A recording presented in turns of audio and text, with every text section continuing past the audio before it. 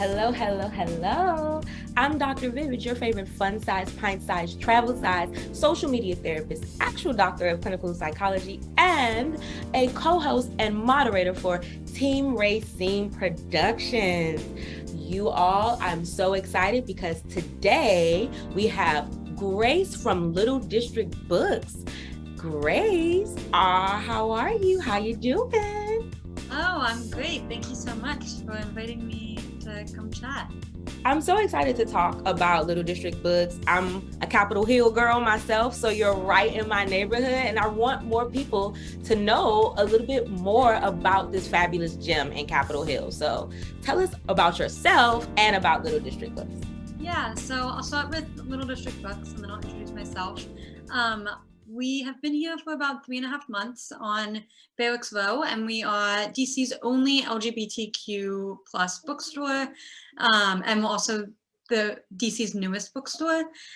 So all of our stories either feature queer characters or they're authored by queer people. We have just over 1,000 books. We have our brick and mortar. Then we also have our online store. We do a lot of events. We have book clubs. We now have 4. And we're constantly introducing more, which is really exciting.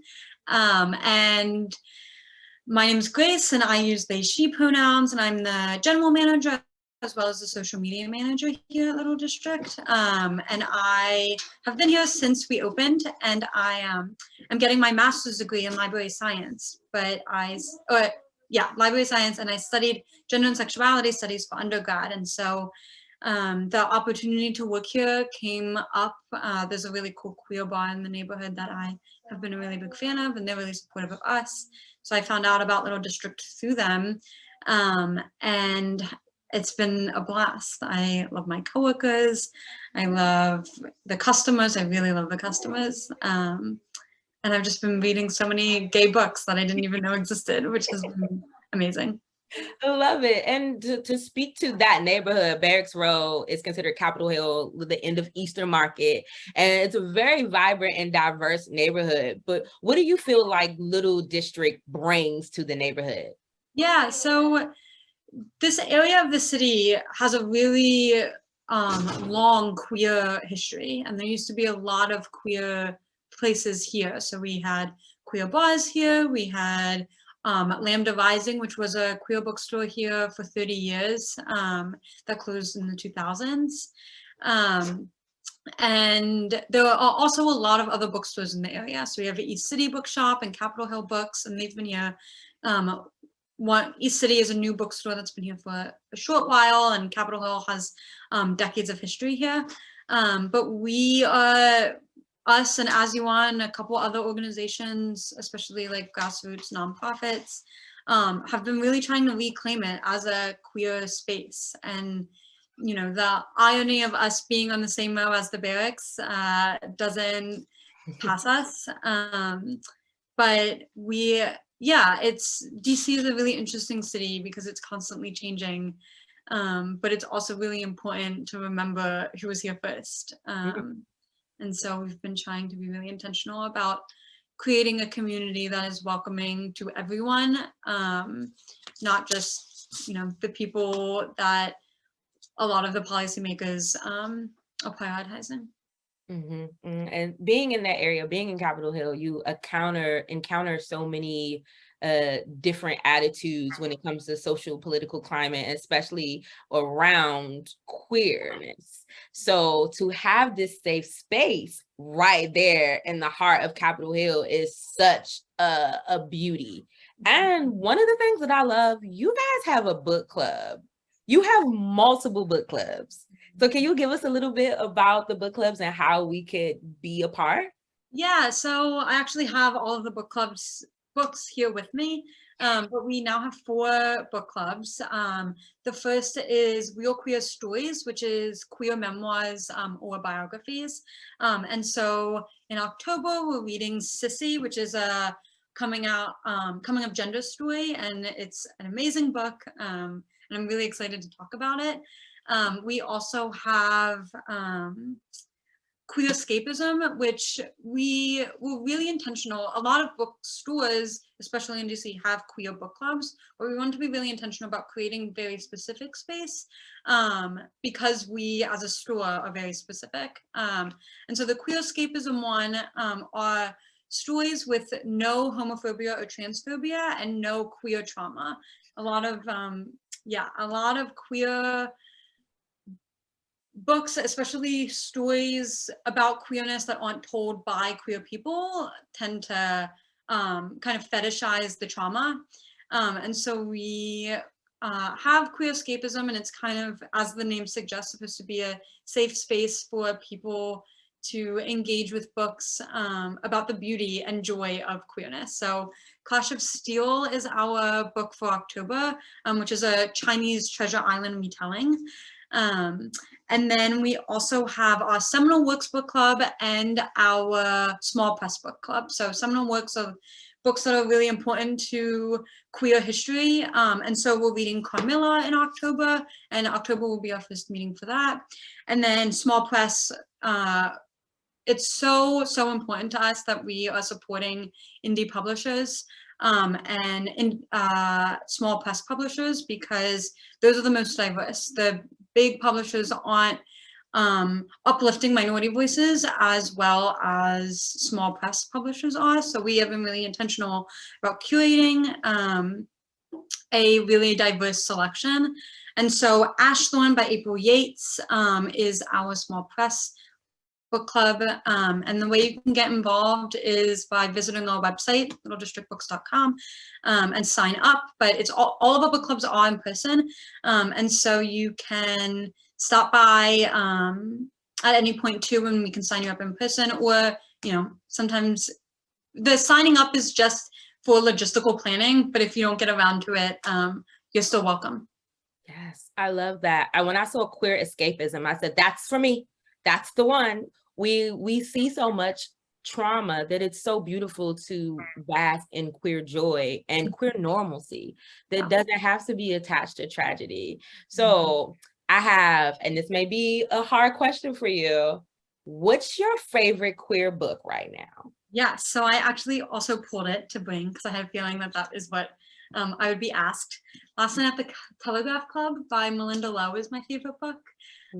It takes place in 1950 San Francisco, so it's a good historical fiction book, but it's about this first-gen Chinese 17-year-old girl who is coming into her sexuality and meets another woman, and they fall in love, and there's a little bit of tragedy to it because, of course, she is first-gen and it's 1950s and she's gay, but I really enjoy reading intersectional stories. I really enjoy historical fiction.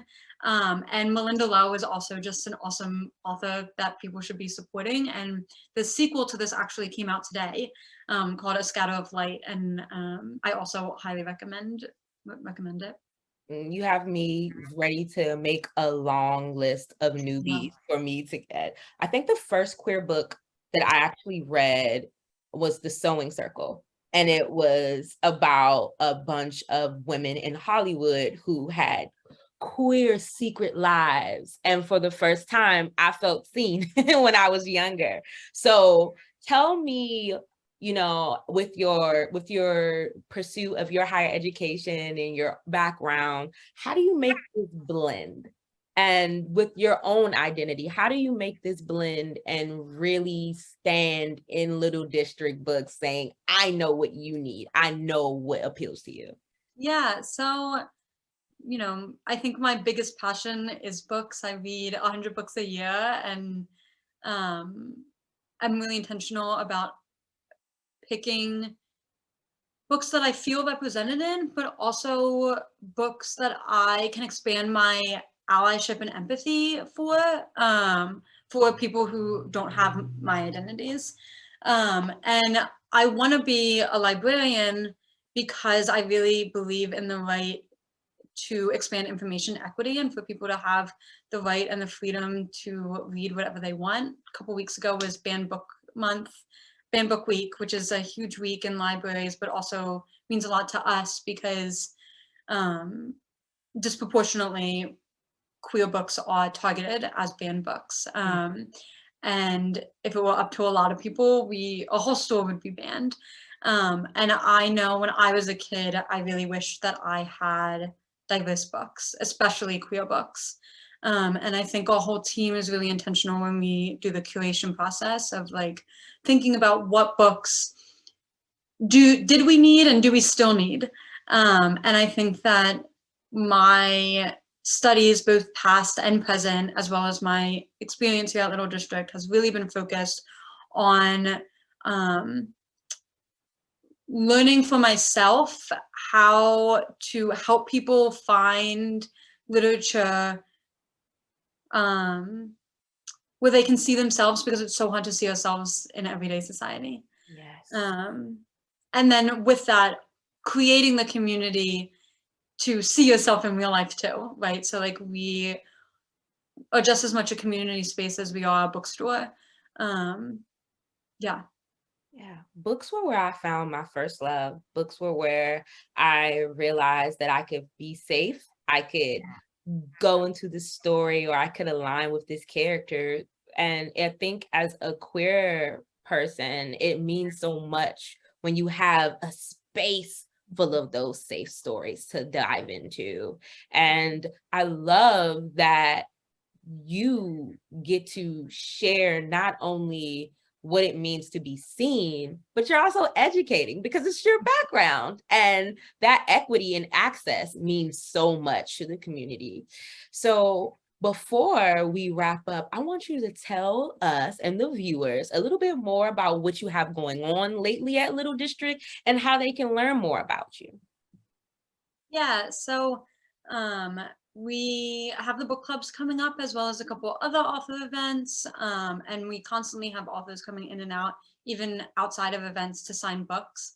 And so I think the best way to keep up with us is social media, which I see you have. So our website is littledistrictbooks.com, as I mentioned. Everything that you can buy in the store is also something you can buy on our website. You can also pre-order books. There's a lot of books in the Heartstopper universe, for example, that are coming out over the next year. And you can, get on the list to have those in your mailbox the day they come out from us. And we really stress the importance of supporting indie bookstores, because right now there's a increasing want for them, but there's still a lack of support for them, and especially with competitors like Amazon. It's good for your local economy, good for your people, good for your community. So find either your local bookstore or support us. We ship across the country as well as in the UK. And then we are on Twitter, Instagram, and TikTok. TikTok and Instagram are at Little District Books, and then Twitter is at Little District _. I also run the social media, which has been such a learning curve, but also really fun. And on the note of community, we just as much want to be a physical community as we do an online community, because we're lucky that we are in a city and we have this store, but in the majority of America, stores like this can't exist. Mm-hmm. And so you can follow us on social media and engage with us. We want to hear from you. We want book recommendations. TikTok, Book Talk is like a world that I was unfamiliar with 3 months ago, and I've completely immersed myself in. And it's a beautiful community. And we give a lot of book recommendations on them. And so I constantly get in a reading rut. So if you're like me, you can find your next queer read. We all need a good queer read. If the fall is the perfect time to curl up with a new book, and we have to support the neighborhood, we have to support each other, and small businesses help our community stay our communities. So thank you so much, Grace, for coming to meet with us today and giving us more information about how Little District Books is serving our community. We have all of your social media handles up, so you guys can make sure you go on Book Talk too for Little District Books, because the community there, you will find a good book to read, honey. You definitely will. And we have a lot of Halloween recommendations coming up, so check those out. Oh, Grace, I'm about to talk to you after we get off here about our Halloween recommendations. So I want to thank again, Grace. I want to thank Little District Books. And thank you to all you who are watching. Remember to please follow Team Rayceen on social media and subscribe to Team Rayceen YouTube channel. And most of all, thank you for watching. Bye. Thank you.